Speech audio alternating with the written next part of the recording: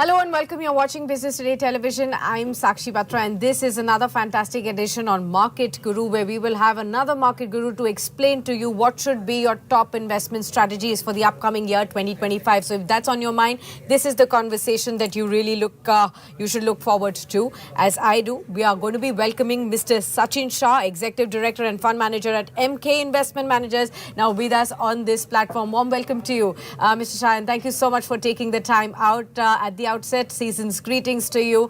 May the Christmas cheer spread far and wide across your personal and professional life as well as your clients' lives too. And may the upcoming new year turn out to be the wealthiest year thus far that we've seen for all of you as well. So brilliant wishes for all of you at your family members as well as in your teams as well. And with that, I want to start off by understanding from you at the current stage, what's really going on in the mind when it comes to the markets and the setup that you're seeing at this point in time? What is the everyday conversation that you're having these days? So much for having me on your show. Always a pleasure.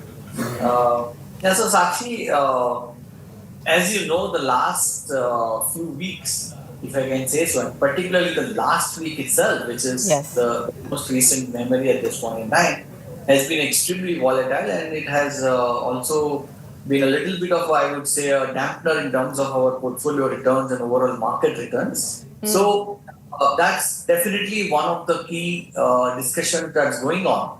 And of course, when we, internally, externally, when we discuss with our investors also, the very good thing is that investors, and this is like last my 25 years of experience, generally when markets, come off quite sharply like this in a very short period, investors tend to get a little fearful or sometimes hesitant, and they are a little worried. But this time the interactions with most of our investors has been that the way they are approaching it, that is this an opportunity to allocate more to equities, right? So they are fairly confident. They are not overly worried. They have been actually probably sitting on margins because the last 18 months market had run up quite a bit. So everybody was a little hesitant in terms of putting in too much more money when the markets are running too high. So this kind of a correction, I think everybody is perceiving it more like a healthy correction. And also internally, when we discuss with our research team, our fund management team, all of us, when we are sitting together and discussing ideas, we also believe that these are very short-term kind of setbacks, not only in terms of stock price, but even if you look at some of the ground level data, in the last 2, 3, 4 months, there has been some bit of challenges as far as the growth is concerned. But we strongly believe that, this is a 2-step forward, 1-step backward kind of a story. It's the secular trend, the long-term trend, the primary trend doesn't really change. And we feel very confident that if we have to think about the next 2, 3, 4 years, this is a very good, decent opportunity for investors to actually allocate more money to equities. Because if you look at the two big themes that we have been really focused about, and these are mega trends to our mind.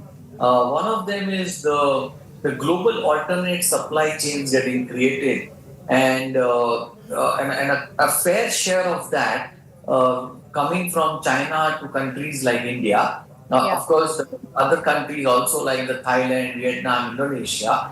But there are at least 6 or 7 industries, within the manufacturing industry, say your contract research and manufacturing, the CDMO space in the pharma, the specialty chemicals. If you look at the auto ancillaries, engineering, hardcore engineering, power equipment, so some textiles. Some of these industries, the entrepreneurs or the corporates in this business have demonstrated to the global purchase managers that they have the domain expertise, they can deliver the global scale, and they also respect the intellectual property rights. So this is one big mega trend. We believe the next 3, 5, 7 years or maybe even 10 years is going to be very beneficial for some of these industries in India. And the second big trend, which also is a very big driver of India's growth, is the young aspirational demography. right? We have the world's youngest population that all of us by now. That's one part of it. But I think the other very important aspect is that it's a very aspirational population, right?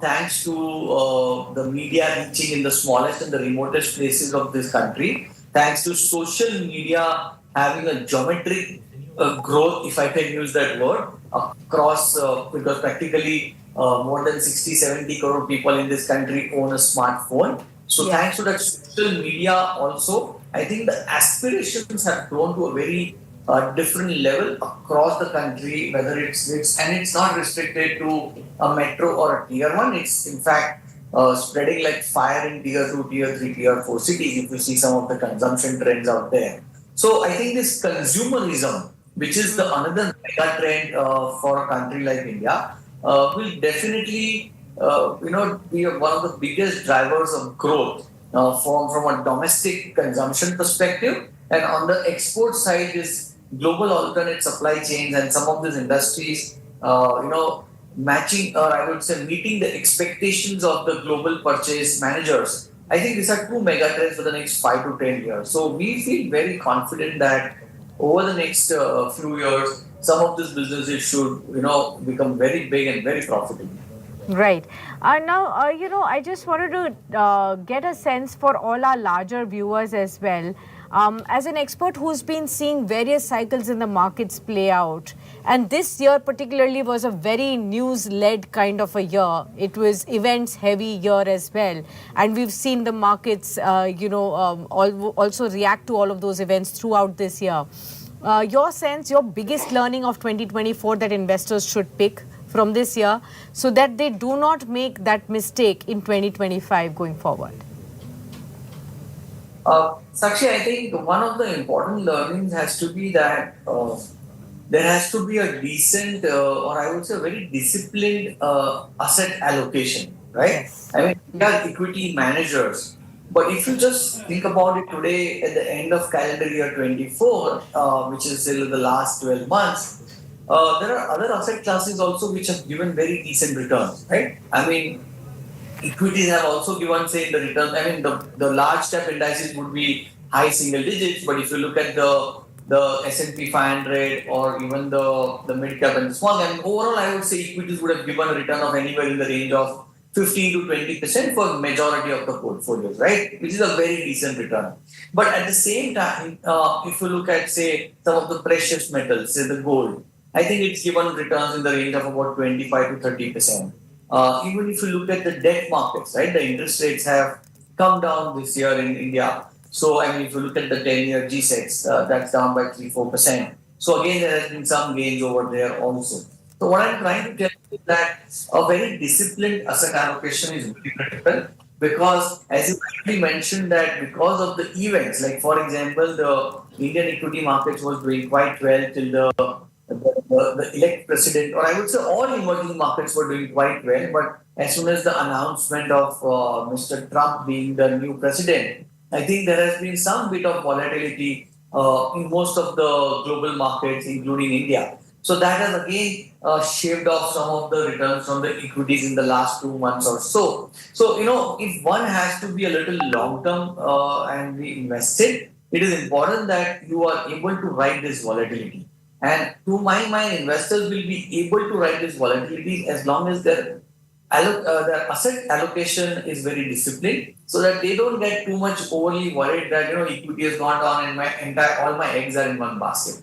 So I think that's one of the big learnings that investors should always keep in mind, that asset allocation discipline is very critical. Right. Got that. Now, Mr. Shah, another thing that I wanted to understand from you is going into 2025, are there any sectors that you still believe, despite the correction in the latter half of 2024 that we've already seen, still feel overvalued? Still, there is a lot of froth and a lot of caution needs to be warranted from investors' side? Sure. So, I would say that, if you look at a broader level, at an index level, the mid cap and the small cap index, and particularly probably the small cap index, even today, is trading at I would say, at significant premium valuations. small caps and mid caps is always more of a bottoms up, so we shouldn't generalize it. But just if you have to, on the face of it, they tend to be a little more expensive even in the current market, and large caps are probably the risk reward is far more favorable at this point in time. That's one of it. Second, there may be a couple of sectors also where I would say, again, there will always be exceptions within those businesses or within those sectors where some businesses deserve those valuations, but broadly speaking, I think EMS as a space, which has been doing very well in the last 12 to 18 months or maybe last 24 months, I think there also valuation seems to be a bit out of sync at this point in time, is our sense. So that's one another sector where I would say that one should be a little cautious and be very sure where they are investing. So yeah, this is what I think at this point in time where people should be a little bit, slow. Okay. Could you also pencil out for us any top two or three key headwinds and tailwinds that could propel the markets from where we are into the new year, sir? In terms of the tailwind, right? So I think these are some trends which are actually playing out, and it's very brilliant, right? Because one of the important thing that has happened structurally for India as a country, and which is very good, is that today the inflation differential, and thanks to that the interest rate differential between India and some of the developed countries has narrowed has very much. For example, if you look at the 10-year US Treasury yields, and if you look at the 10-year India GSET, this used to be always almost 450 to 500 bips, 4.5 to 5% of interest rate differential between these two countries for many, many years. In the last 18 to 20, I would say 18 months or so, this has been narrowing. And as on today, if you see, now we are at 6.7 or 6.8 versus probably 4.5 of 10-year US Treasury, which means this has narrowed to as low as 2.25%. So from a 450 to 500 bips, we are now below 250 bips. Now this has a huge positive implication for countries like India, because it is always this interest rate differential or the inflation differentials which has an impact on the currency. So generally, if you see again, Indian rupee used to always depreciate by again 4.5-5% before 2014, practically every year. For the last 10 years, from 2014 to 2024, rupee has now been depreciating annually at about 3 to 3.5%. And this year, if you see the calendar year 24, the rupee depreciation has been just about 2%. Now that's a very positive thing, because that shows the resilience of Indian rupee against the reserve currency of the world. And again, as I said, this 2% is somewhere reflection of the interest rate differential narrowing from 450 bips to less than 250 bips. So, this is a very positive tailwind, because when global investors are investing in countries like India, rupee strength, I would say rupee stability is a very important parameter they are always focused on. And not only in the capital markets, but even when global investors are looking to do FDI investments in some large projects, infrastructure projects or any manufacturing projects, I think any currency stability is well always appreciated by the global investors. And also it manages inflation for domestic consumption. So I think that's something which is a huge tailwind to my mind at this point in time, and this will look very positive as we move ahead. The other thing, today, I'll just tell you, because today everybody has been talking about FIIs selling in the Indian equity market for the last 2-3 months, and which is a fact, because if you see from the month from January to September, which is the first 9 months,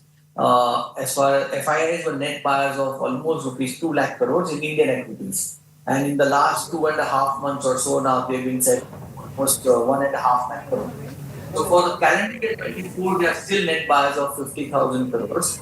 But the interesting part, which is not talked about enough, is that in the last 12 months, nearly 12 months from January 24 to now, FIs have been net buyers of rupees 1.5 lakh crores in the debt markets. So, this kind of fund flow in the debt markets is definitely a reflection of our interest rate differential and also our currency being very, very stable.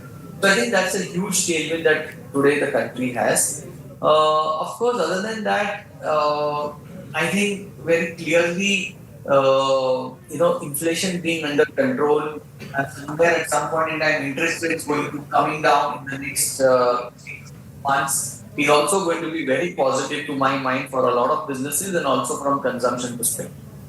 I think in terms of headwinds, one of the biggest challenges that we have to see is probably the tariffs that Mr. Trump may think about or may impose, and Fair how will point. it impact the industries. So that these are some of the points I just thought I'll highlight.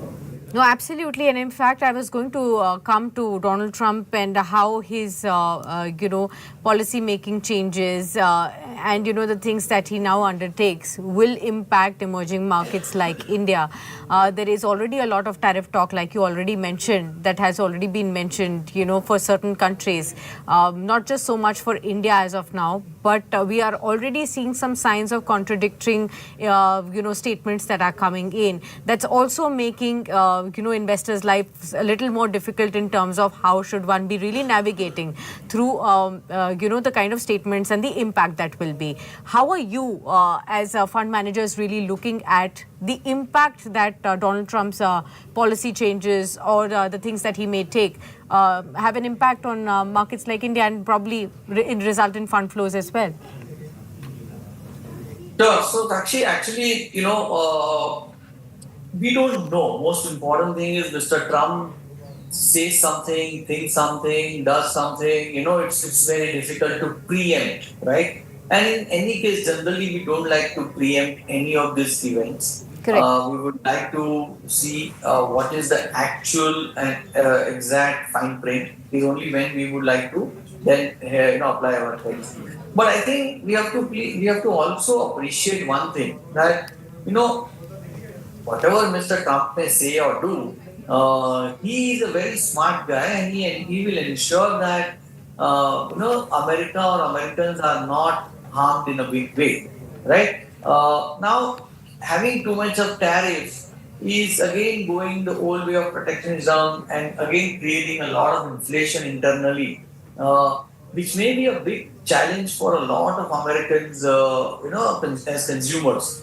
So I'm not overly worried per se at this point in time, because somewhere I believe the sanity will prevail, and the tariffs will not be something which will be too much of a dampener for the guys who are, yeah, if somebody is doing a dumping kind of a thing, yes, then it's fair to have some tariffs over there. But I don't think any of the Indian manufacturers sell at loss or subsidize or anything of that sort. We have a very, very high profitability businesses which are exporters. So I don't see that why they would like to disrupt that, because it will be probably more harmful to them rather than the company, because it's a question of the entire population out there rather than just one company or two companies in some of the other countries. So we are not overly worried at this point in time. At the same time, it's also about there are so many industries, like I was talking about specialty chemicals, CDMO Yes. space. There's significant amount of also auto ancillaries, significant amount of value addition or value that we deliver to some of the countries over there, because some of these businesses cannot be established overnight. Some of Right. those businesses, they have decided not to do it. Some of these businesses, they don't have the talent pool required, right? So what are the too many, what they don't have too many choices in any case, at least in these 6, 7, 8 industries. So we are not overly worried at this point in time. But that definitely remains, I would say, an unknown fear or a known unknown fear. Let me put it that way. Right. Now, as we move to the end part of our discussion, just wanted to get a sense. You began by talking about meaningful asset allocation is something that all the investors must definitely look at. So, if I were to ask you, for somebody who is a 30-year-old today wanting to start their investment journey at this point in time, into the new year, how would you advise him who's having some maybe 10 lakh or 20 lakh rupees in their portfolio as of now, they want to deploy it? What is it the ideal way that you would advise him or her to start their investment journey with?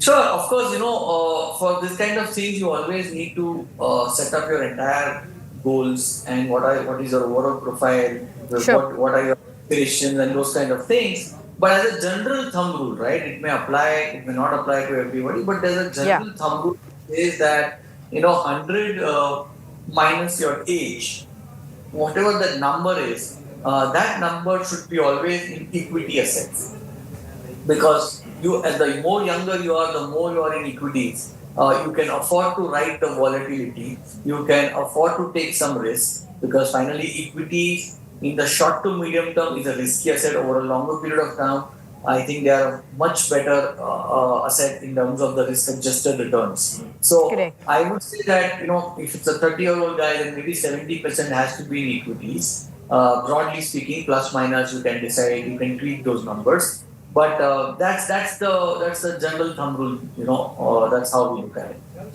Okay, got that. Well, thank you so much, Mr. Shah, then, for being with us on this very special edition, sharing with us all those pearls of wisdom for all our viewers. I'm sure this is really going to help them up in their long-term investment journey right there. And at the same time, I wish you well again for the upcoming new year as well. And best wishes for the new year, and hope to see you soon again on Business Today Television.